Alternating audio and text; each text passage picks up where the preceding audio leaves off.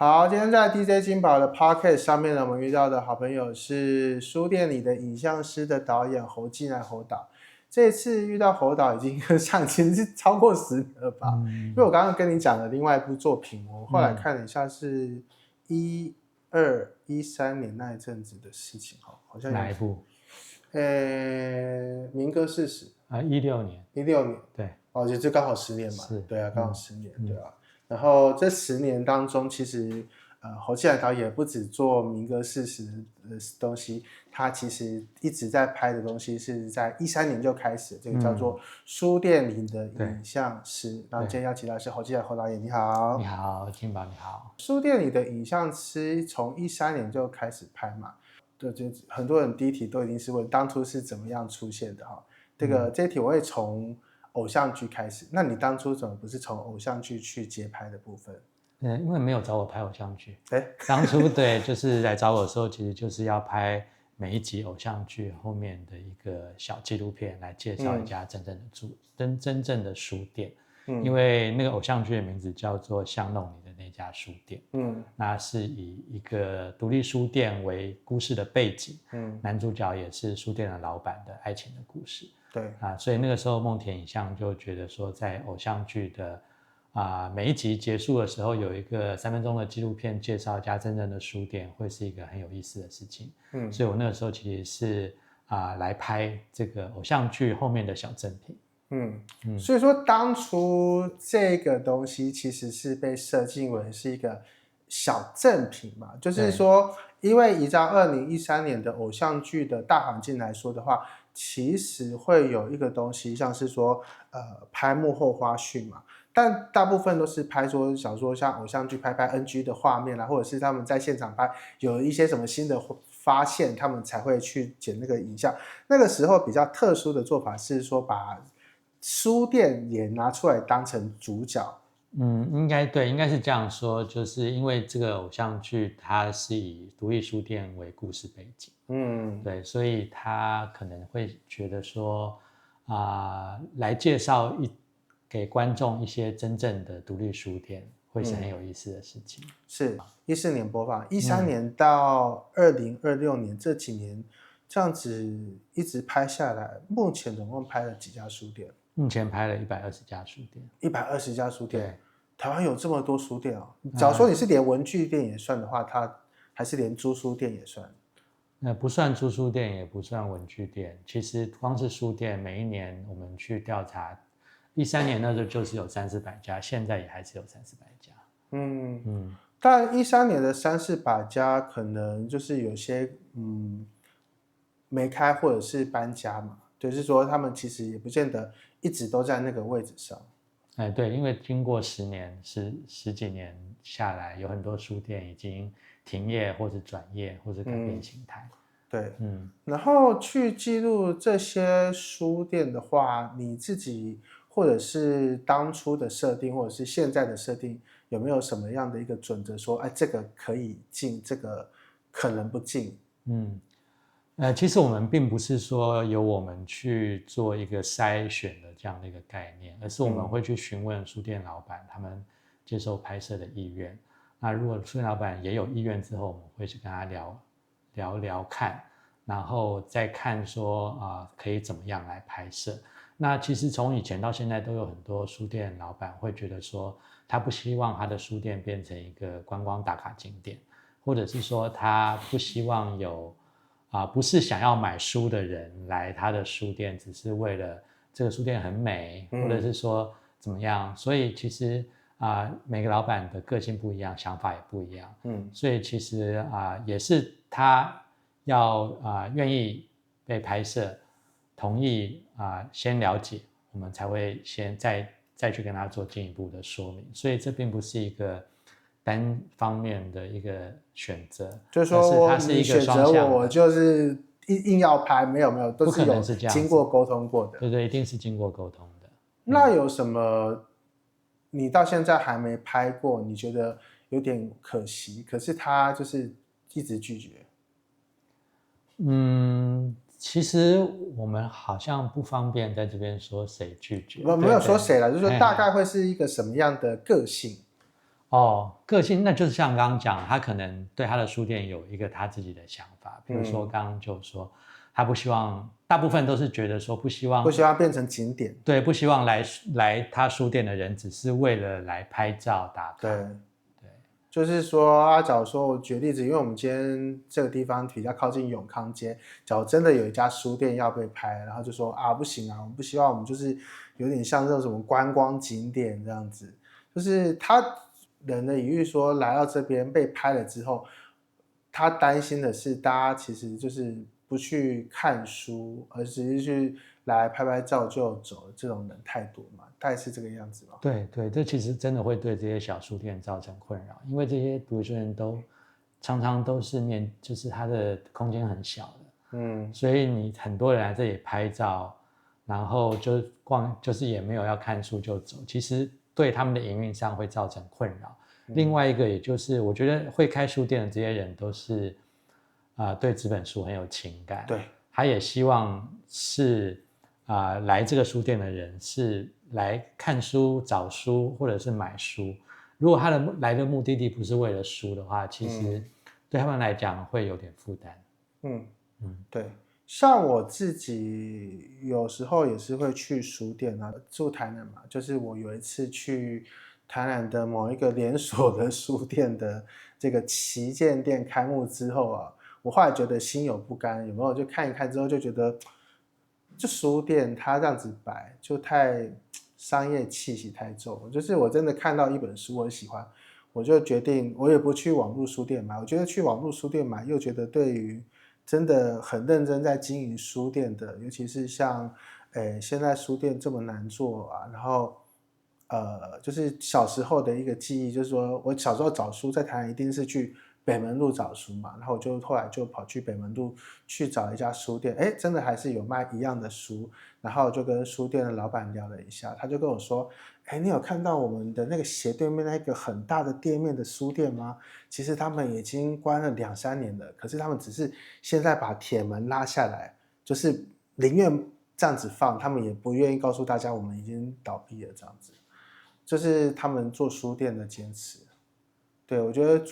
开书店的人，不管是大或小，都有他们自己经营的节奏。对，是啊，因为的确在营运书店上需要投注非常多的时间、精神，还有资源，所以以每一个小书店来讲，他们都是非常个人化的经营，那每一个个人的资源是有限的，所以也可以，我完全可以理解，就是他们对于他们书店要营运的方式有他们自己的想法，甚至在这几年有很多的这种小书店，其实它是去的时候是需要先预约的，就是有一个时段，然后你什么时候要去，要在网络上或哪边先预约，好再去，因为其实如果对他们来讲，如果一次来太多人，或者是说路过的人，第一个就是说空间有限，然后接待的能量有限，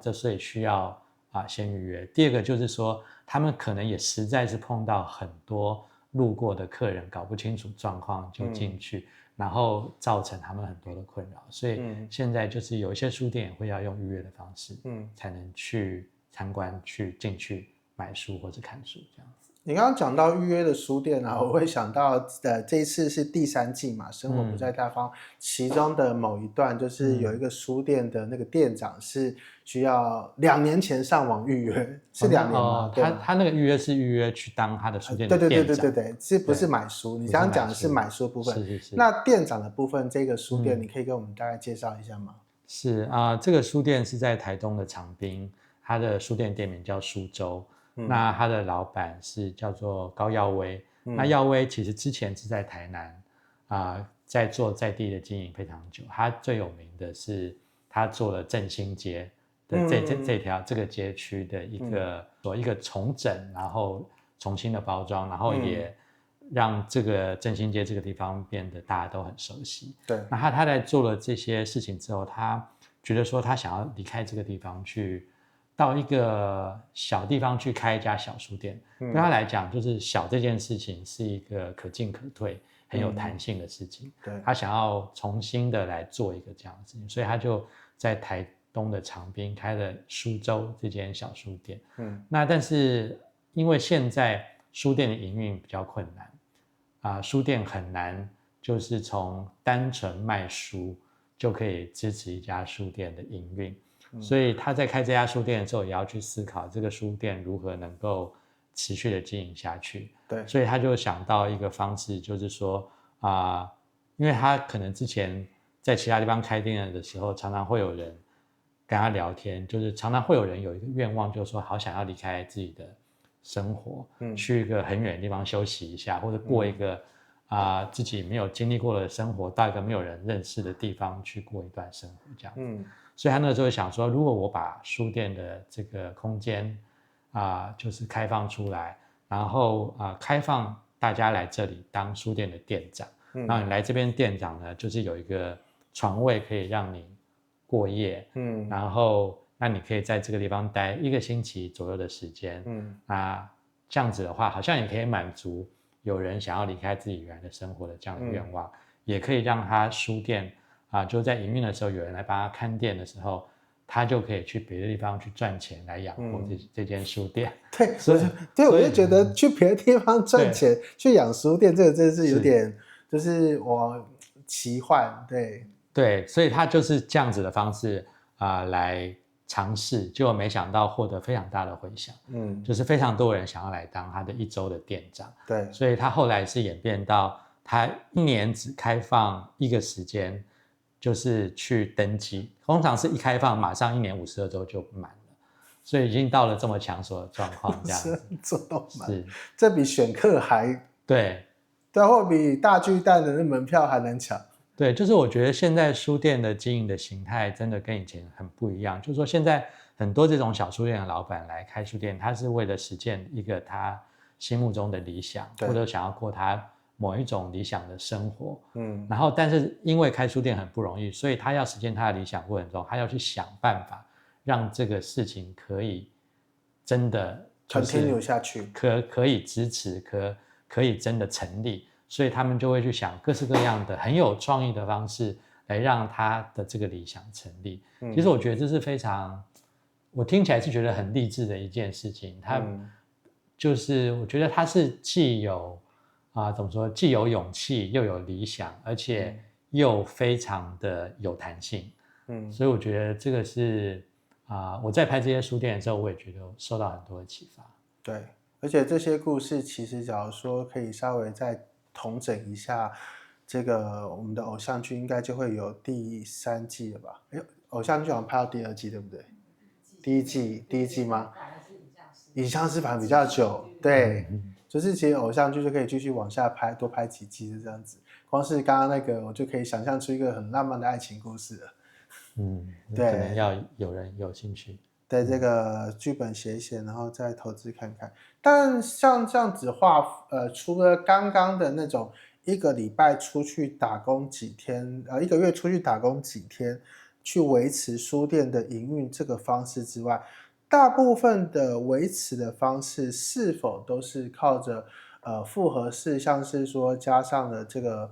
咖啡厅，或者是像一些，像我刚刚有在那里面看到，好像有一个是在台北，然后他在做那种结合命理。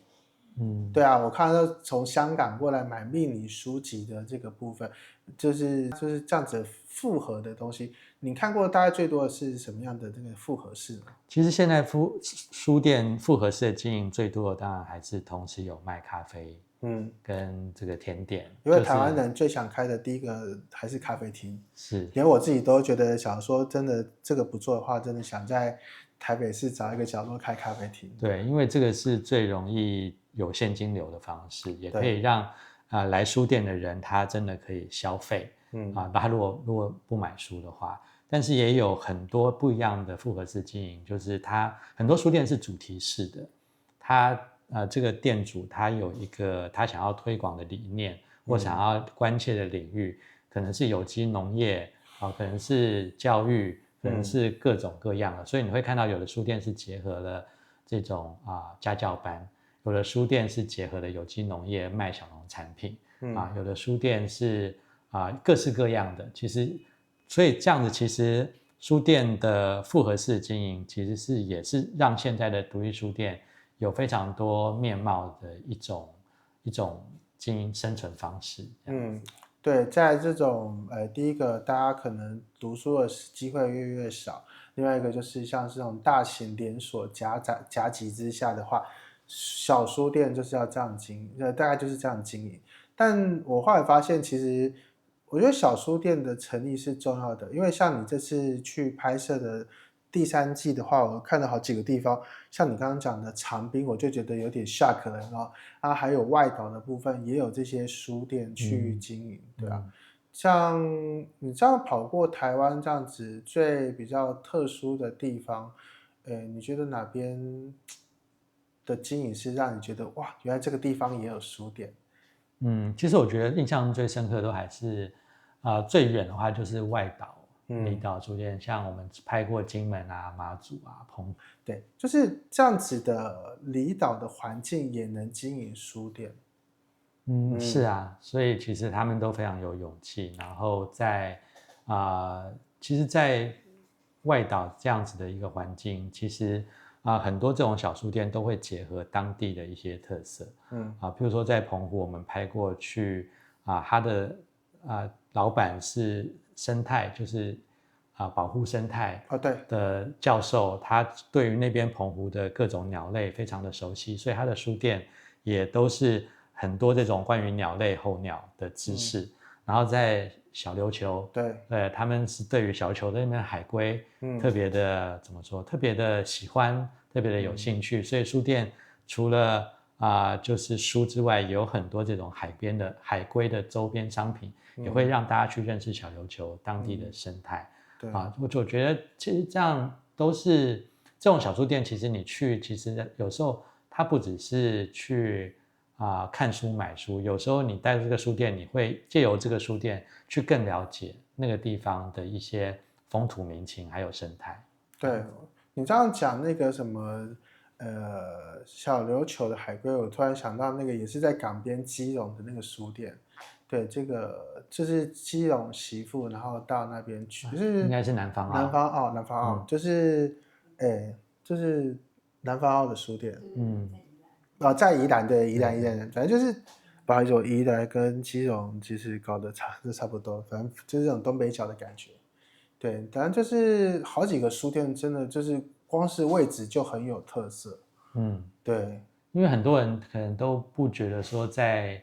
那样的地方会有一家书店，因为大家会觉得书店的经营在现在非常的困难嘛。但是我觉得这些人，这些书店老板在那个地方经营，有时候是基于对那个土地的情感，有的时候是基于他想要过某一种生活，所以他选择了那个地方去开一家书店。所以在过去有很多书店是返乡青年开的，也就是说那个地方可能本来就是他从小生长到大的一个家乡，他长大之后离开家乡到城市里面去，后来又回去那边开了一家书店，去回归他的家乡，去介绍家乡的很多东西。但是现在也有很多书店是某一个人他想要过一个他理想中的另外一段人生，所以他是选择了一个地方去开他想象中理想中的书店，所以他并不是那个地方并不是他的故乡，而是他是到那个地方去奉献他，然后去在那个地方重新开始建立他的生活，也是有这样子的书店。对，在这样子的建立下，就是会有一个新开始嘛，也就是符合这次的主题，生活不在他方嘛。那生活不在他方，它其实是怎么样成立的？这个标题？这个标题其实是在因为这个标题的原来的句子是一个法国的诗人韩坡，他曾经写过一个很有名的话，叫做生活在他方。他后来也被米兰昆德拉沿用去做他的一本小说的名字。那原来这句话生活在他方的意思就是说，我们常常都觉得我们平常的生活日复一日，然后都觉得我现在不是在过我想要过的生活，然后我总有一天我要到一个很远的地方去，然后那个地方我可以开始过一个我真正理想中最像我自己，或者说最适合我自己，或者我自己最想要过的生活。所以生活在他方就是在讲这样的一种情节吧，就是永远都是在觉得说，在一个遥远的不知名的地方，有一个真正的生活在等着我。那这次的标题其实就是改写这个句子，把它变成生活不在他方。因为这些我们记录的这些书店，它其实很多时候就是在我们生长的环境的附近，就在你家附近的巷子里，也有可能是同样是在台湾，只是在台湾一个你没有去过一个乡镇，你没有去过的一个山上或是海边，但这些地方说实在话都不远，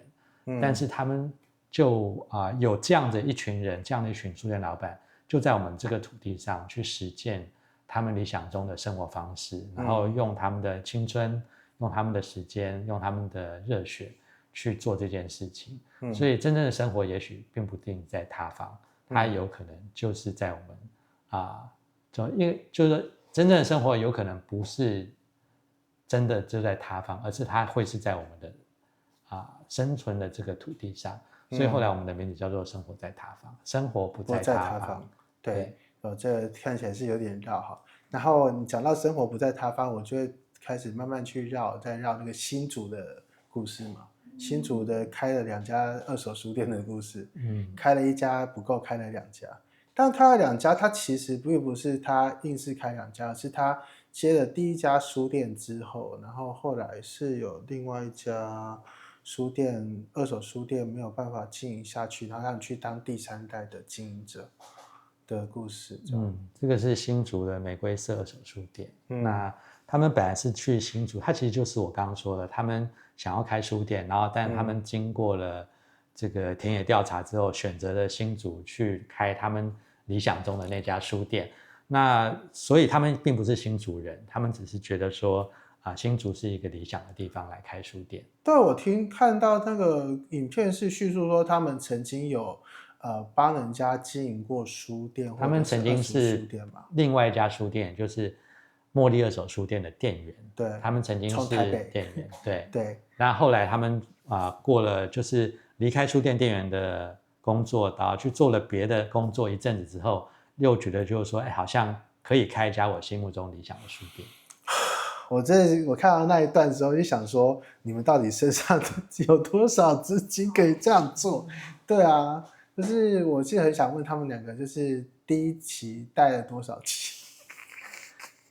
头期款贷款。对，这一定多少要贷款啊？毕竟光看他们就是刚从书店另外一个书局毕业，然后就是自己跳下去做，而且在新竹这样的地方，新竹什么都好贵。对啊，光是顶店的费用啊，然后后来做到什么样的成绩，或者是一个什么样的机缘，才有办法去接到另外一家书店。其实他并不是因为要去拓展业务才去接另外一家书店，而是新竹那边在地有一个二手书店叫做海边书坊。那这个小店书坊已经开了几十年了，然后这个海边书坊本来就有第1代的店主是一个退休老兵，其实他不是退休，他是退伍老兵，就是说他在军中后来决定离开军中去开一家二手书店。那这个老兵后来去世之后，把这个书店留给他的房东的一个媳妇，就是请他的房东一定要接下这家书店，因为他觉得这个书店一定要传承下去。所以这个房东这个媳妇，他觉得说其实根本也没有要对书也没有很了解，但他就真的就是因为意气相挺，受到他的托付，所以接下来海边书坊就有海边书坊 2.0 继续经营下去。然后后来这个海边书坊 2.0 经营到前几年的时候，这个他们也觉得说很难再经营下去，所以他们就想要把它顶让或者是说结束。那因为有很多在地的读者爱书人，他们舍不得这家书店结束，所以他们就去问玫瑰色二手书店的这2位年轻的女生，为什么不问玫瑰色？对，就是问他说你们有没有兴趣来承接这家书店这样。所以他们就是玫瑰色二手书店老板就去跟海边书坊 2.0 的这个黄大姐他们去聊，然后聊了之后决定他们要把这家书店接下来。这样子。所以我觉得这中间都有很多是基于一些对书的情感吧。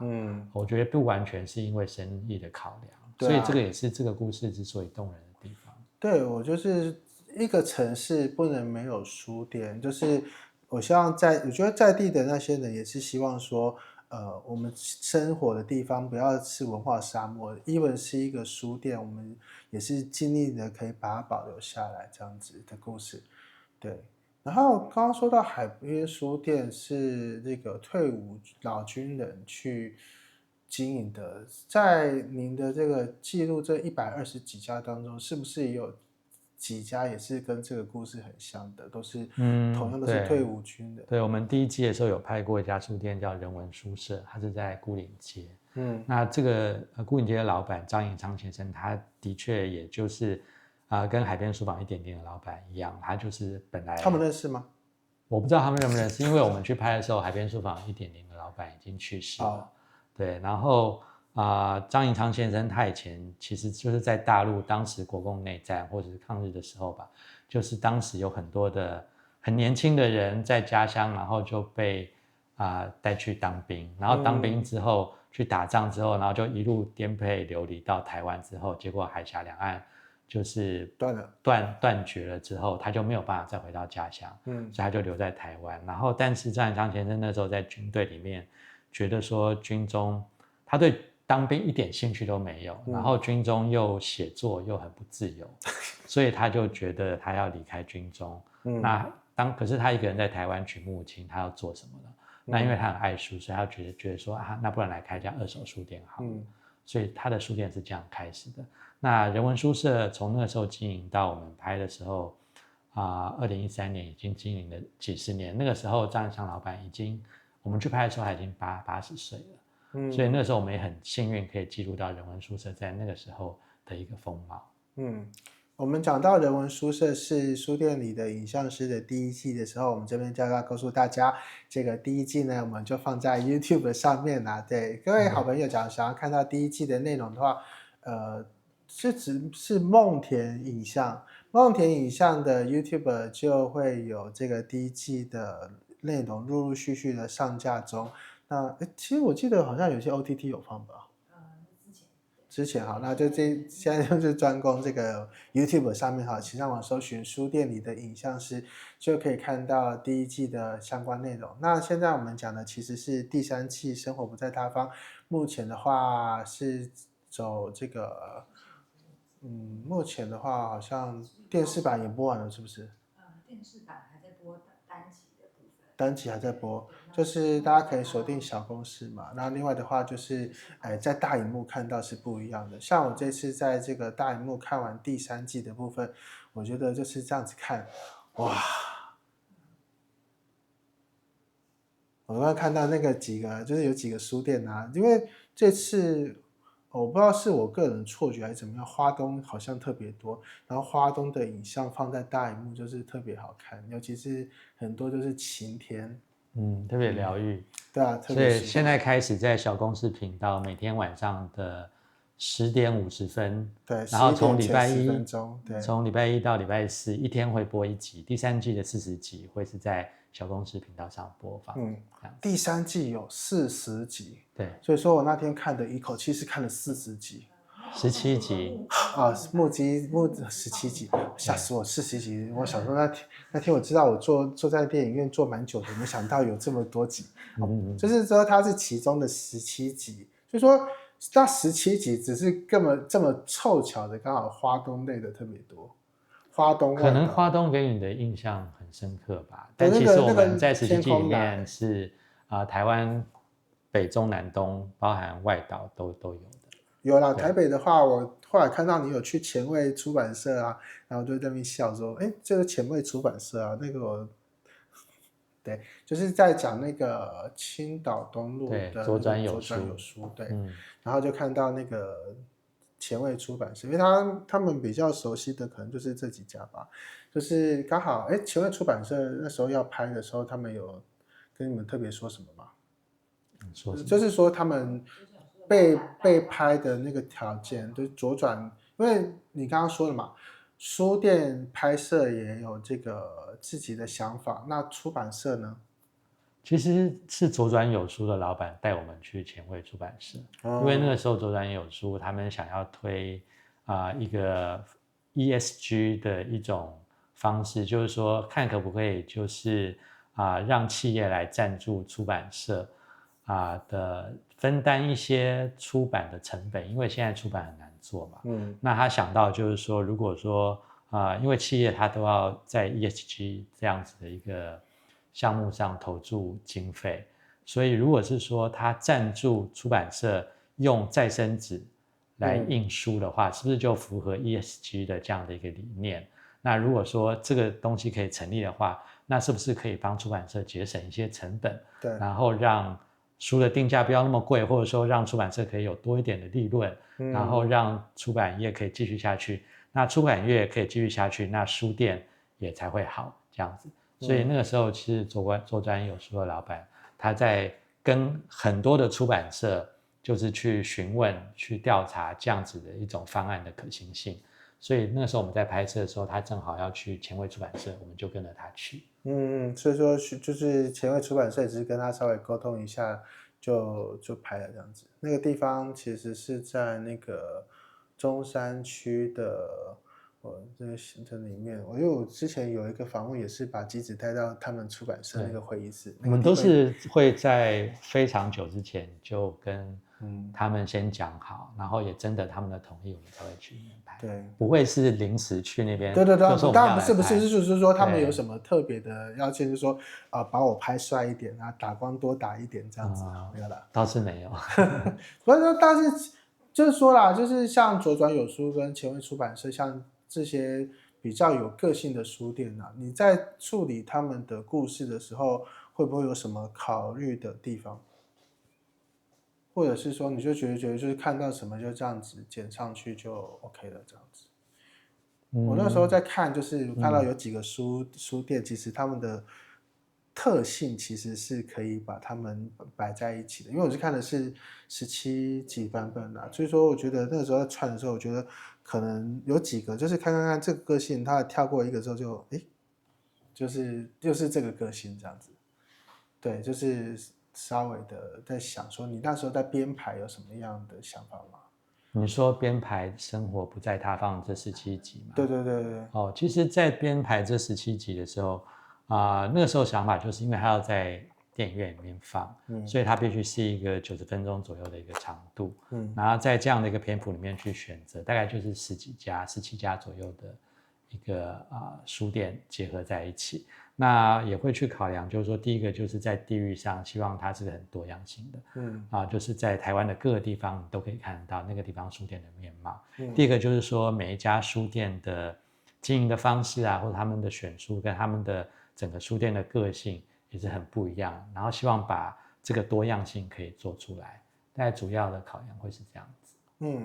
那你在整理这些素材的时候啊，的确有些书店就是还来不及等这个影像输出就已经不在了。你在整理这些影像的时候，对于这些书店你有什么样的想法？你是说已经不在的书店吗？其实我觉得我们非常的幸运因为拍了10几年的时间，所以过去我们拍的有一些书店现在已经有可能结束营业，有可能是转型，有可能是老板已经去世，都有碰到过。那现在再重看过去拍的这些片段，其实会觉得很感恩啦，就是说有这个机缘可以把他们的影像记录下来。那这些影像在当时可能是介绍书店，但是如果放到现在来看，其实我觉得也是台湾的一个很珍贵的记录。其中我记得有一家是17集的版本，有一家是最后一页嘛，就是老板的那个最后一页，然后一个一个就是跟他告别，有人还送他卡片啊，有人跟他说你下一个要怎么做啊，退休了怎么样的，就闲聊。所以就是那个书店的老板其实是跟大家有如 7-Eleven 一样的手势这样子。是，其实很多书店它都跟它的周边的邻里有非常深厚的关系，尤其是开了很多年的那种书店有可能从小孩的时候来买到他都已经毕业结婚生子，然后又带自己小孩来买书，都有这样子的可能。所以你刚刚说的那家是屏东市的博客书店，嗯他那个时候要结束营业的时候，其实就好多曾经在他那边买书很久的这些老顾客都回来，然后其实就是为了再看这个书店一眼，再跟老板说一声谢谢，这样子，所以那个场面非常的感人。对，而且博客书店啊，跟你这次记录的所有书店比起来，它算是中大型的。我这样子远远看啊，把那个扛棒换成小北，我自己都觉得可以成立，有没有？对啊，但这个也算是你们可以记录的书店，就对了。它不是说只限于一个店面，而是说不管它店面大或小，它就是在一个地方当中生存的书店、生活的书店这样。基本上就是会记录的这些独立书店，并没有一个很严格的定义啦。但是就是希望说它是很个人化，然后是老板自己经营，然后并不是说那种连锁化、企业化的那样的书店。对。那你们会继续记录吗？再看之后的机缘吧。其实每一季拍完，并不是说理所当然就一定要拍下一季，那都是在水到渠成，然后觉得说那个现在好像是适合记录的时机，我们才会开始做，并不会把它当做一个已经排成的工作继续推进下去这样子。还是有记录的东西还没放出来的吗？没有，就是我们每一次拍就是会那次就是会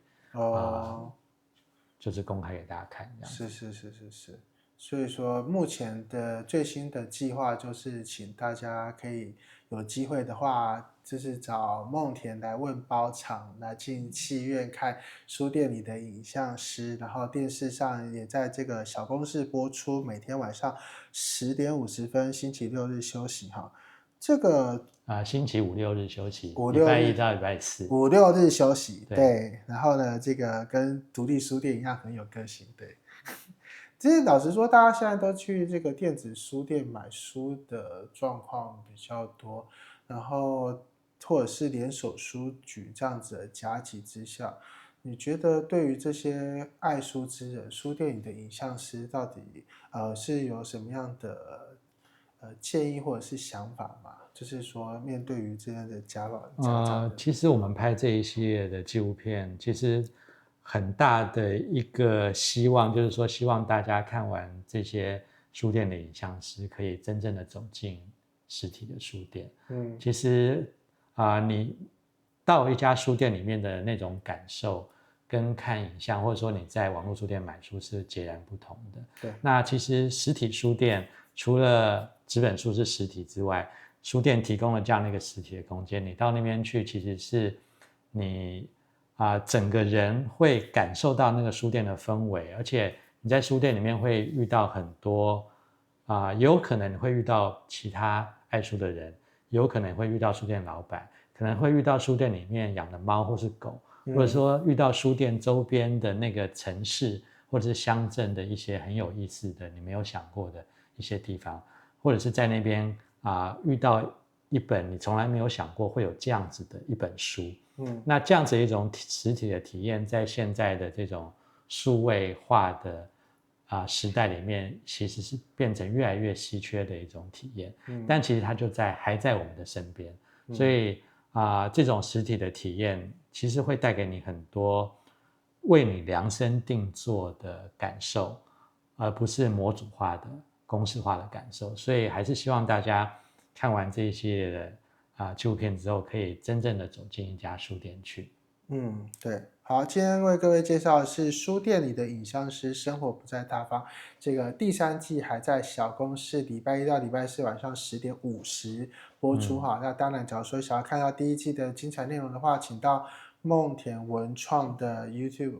上面就可以搜寻到第1季的内容。其实不管是在哪边看，其实希望大家都是可以真的走进你身边的书店不管是连锁的或者是小的这个独立书店，或者是二手书店，甚至是像我等一下要去万隆租书店。其实你们没有记录万隆租书店吧？没有好可惜。我觉得那家你们应该去记录一下。希望有机会。对，希望有机会就是可以去看看这些书，就是打开它，然后阅读它，甚至是有需要的话把它带回家，其实是对书店的一种鼓励的。今天谢谢侯继然导演来到节目当中，谢谢谢金宝，谢谢。